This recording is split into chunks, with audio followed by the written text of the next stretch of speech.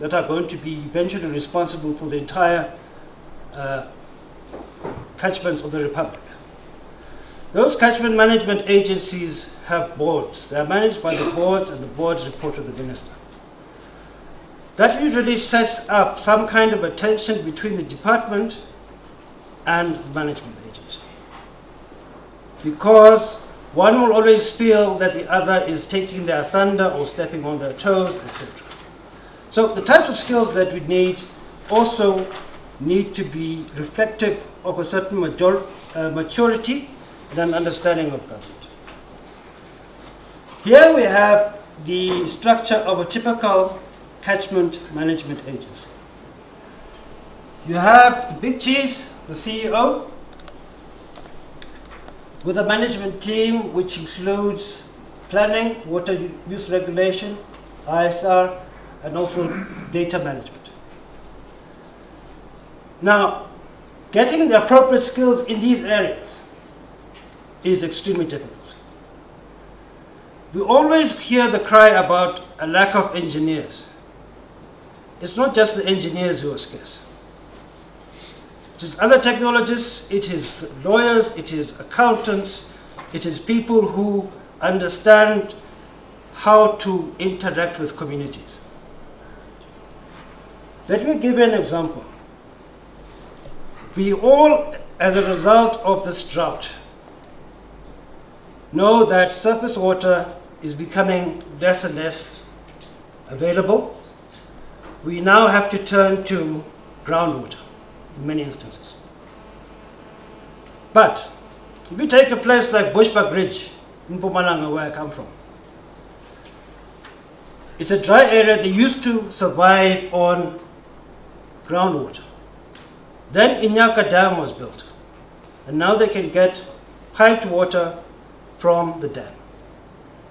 You talk to those people today about restarting their boreholes and supplying them with that kind of groundwater, they say you are discriminating against them. Why should you, rich people who live in Nelspruit and White River, get surface water from the dam, while I must get this tainted borehole water? Does have a taste. Why should I get the second-class water? Now, who goes into a community to do the convincing?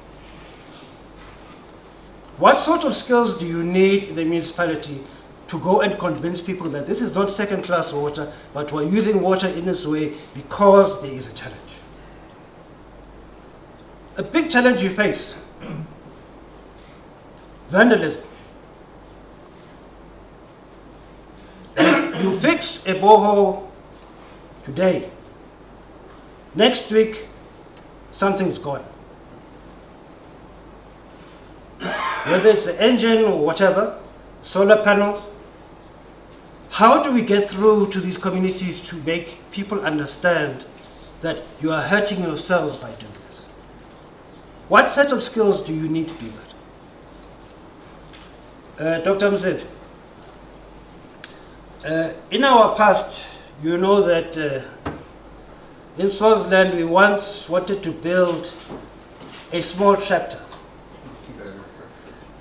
There was a time when the rage was appropriate technology. Give the farmers what is appropriate with the size of the land which they plow. I was still young, I had no white hair then. And we built this thing, it was called Tinkari. It was supposed to replace the oxen that the farmer uses to plow, but in a way which would be affordable. Instead of buying him a Massey Ferguson tractor, he could use this four-wheel, 15 horsepower tractor. As an engineer, we were very excited about this. Great development, appropriate for use, etc., etc. But it was rejected. Why was it rejected? It was rejected because across the river,